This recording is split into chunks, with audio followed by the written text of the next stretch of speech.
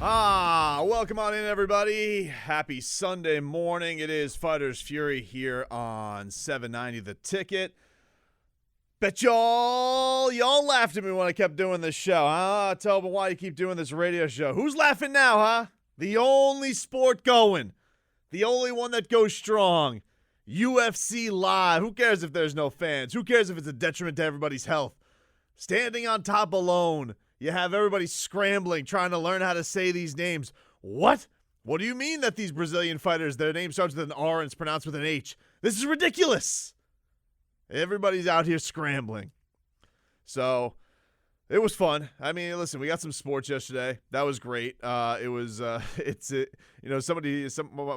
texted me on the way in here, goes, what are you going to talk about with no sports? I mean, that's been the most common question I've gotten nonstop since all this stuff has happened, and there's been shutdowns and everything. I was like, I don't know. I guess we're going to talk about how there is no sports. We'll figure it out, man. Don't worry about it.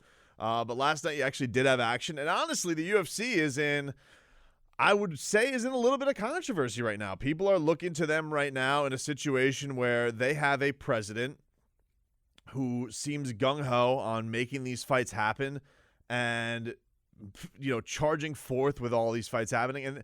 And in reality, you look at these things, and I know a lot of these guys have camps and all this stuff, and this stuff is really rough. Like, we had a local card that was supposed to go down on Friday here in South Florida, and those guys got the day of their fight got canceled, and this is fresh off of them all cutting weight and depleting their immune systems, and they weren't able to go. There's a fight that was supposed to go on next week at Gulfstream. Gulfstream shut down, and these guys aren't able to do their card. If they are able to do it, they're going to try and do it with no fans, but I would say more likely than not, it's going to get canceled. It's kind of gone the wave of everything. And, here is Dana White in the midst of everything telling you the fights will go on. The fights will go on. And, watching it yesterday with no fans, it was a little bit weird, especially watching a fight card in Brazil because, Brazilian fans have long had one of the greatest atmospheres in all of mixed martial arts.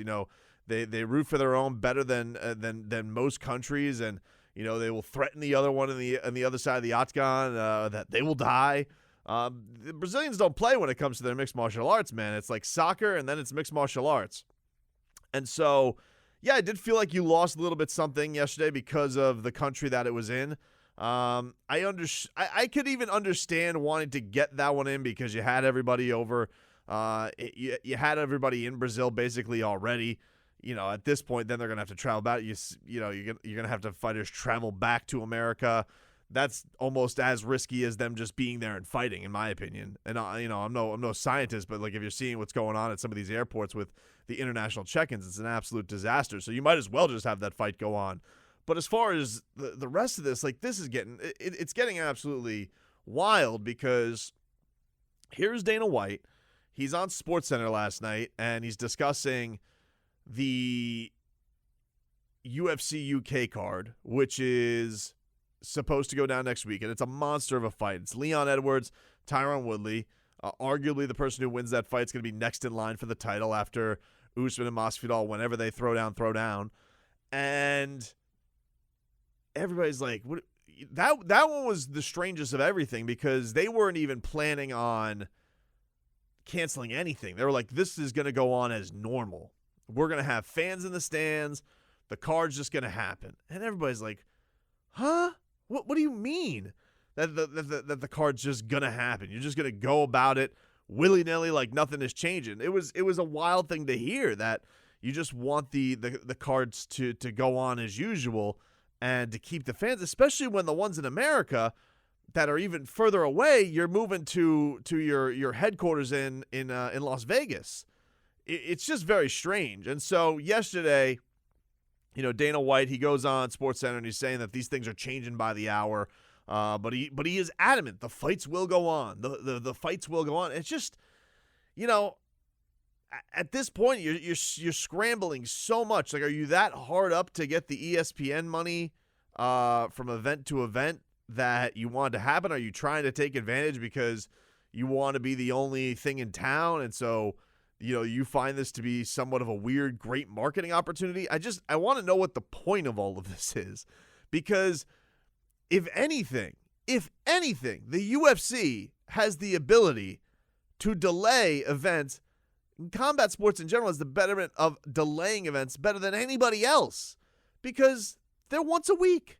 You know, at the most, your events are once a week, and you'd be shocked to think that they couldn't find a suitable other city once all of these things clear up to do these types of events. And if anything, the grand benefit of this all will be, okay, you delay a few events a week, then you stack these great cards on top of each other, and you're like, boom, boom, boom, boom, boom. And you're going to all of a sudden kind of go back to 2004, 2006, where you just had these absolute UFC monster cards if you were to just put this off for a month or two. But it is strange that he finds it's so meaningful to trudge forth and make these fights happen.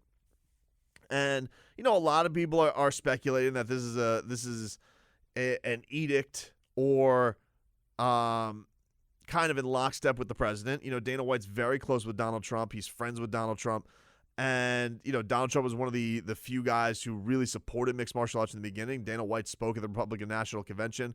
And so many are wondering, is this, try and go in lockstep with that and show we're going to go forth.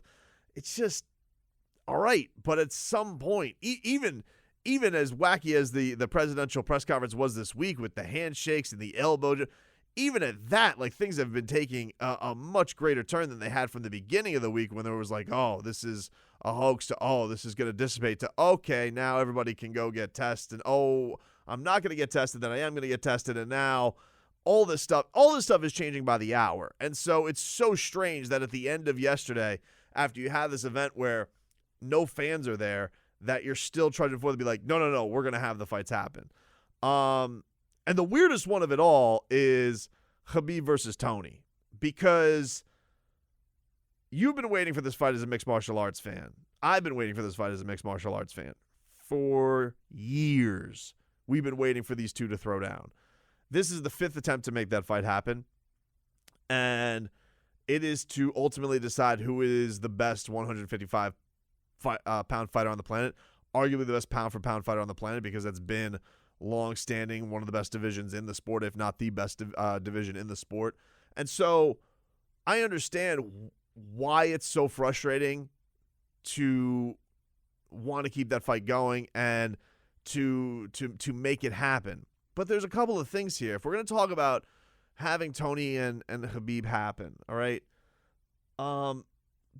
that fight needs the fans. That fight needs to happen with people in attendance. And if you're going to treat that like it's an Ultimate Fighter or a Dana White Tuesday Night Contender Series, it's losing something, man. It really is, because this is the fans' fight.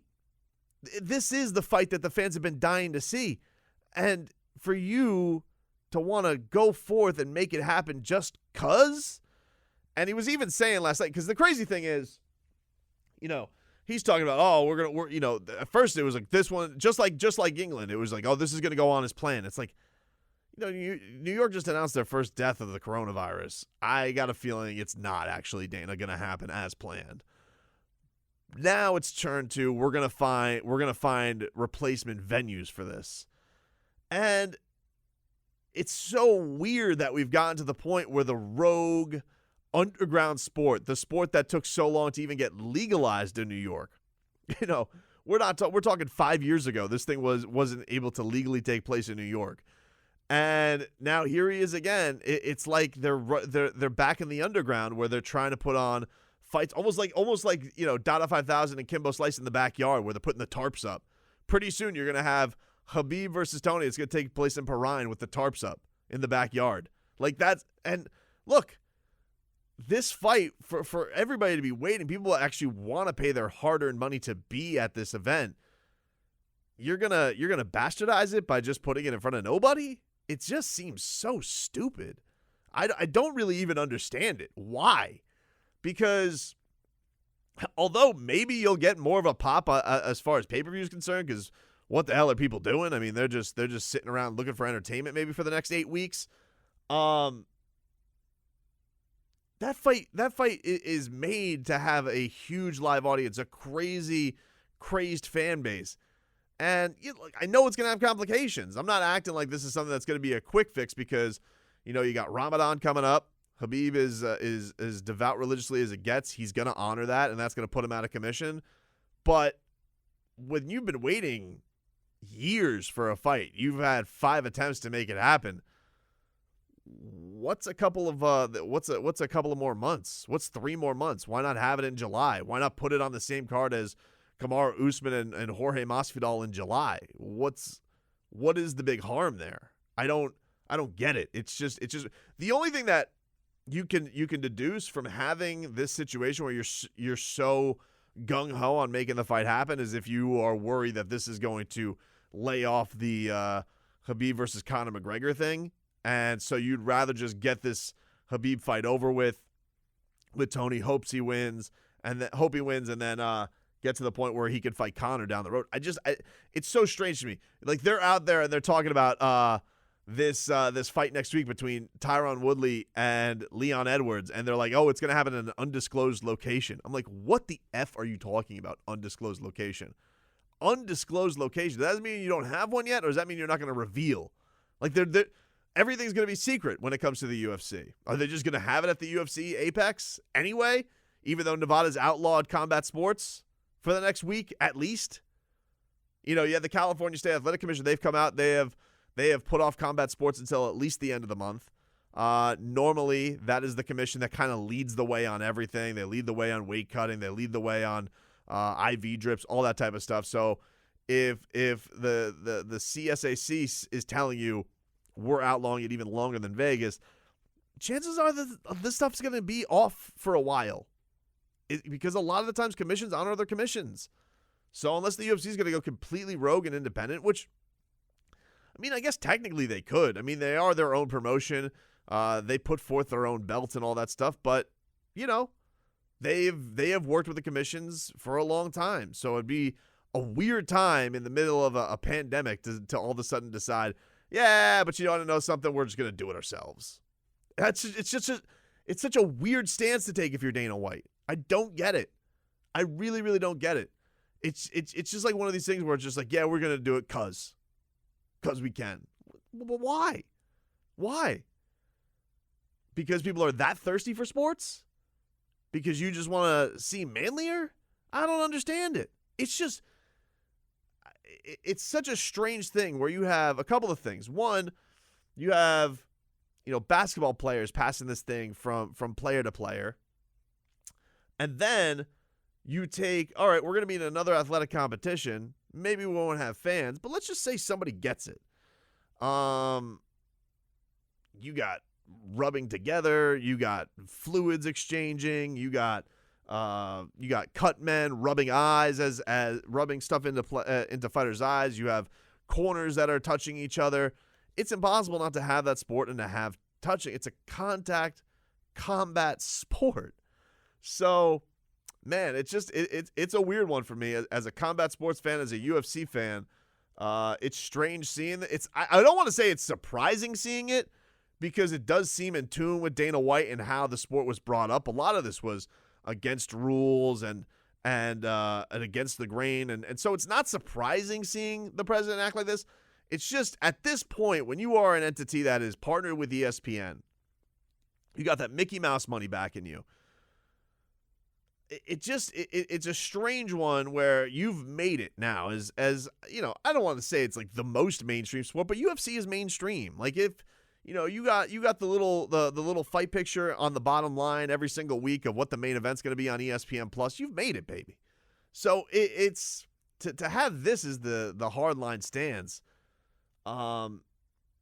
It's very confusing, and it's in some ways disappointing, because you would feel like the UFC doesn't need to do this stuff anymore. That they could act in line with the NBA and the NHL and MLB, the NCAA. Dana White, listen to me.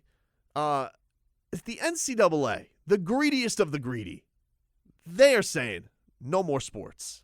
No, our biggest tournament off the map. Khabib and Tony needs to happen in a few weeks. It's wild to me. We will get into a little bit of UFC Brasilia. It was last night, and it was the main 3 fights really delivered. You had a lot of decisions in the lead up to it, but very interesting main event, and a lot of fallout from that as well. We'll get to that next.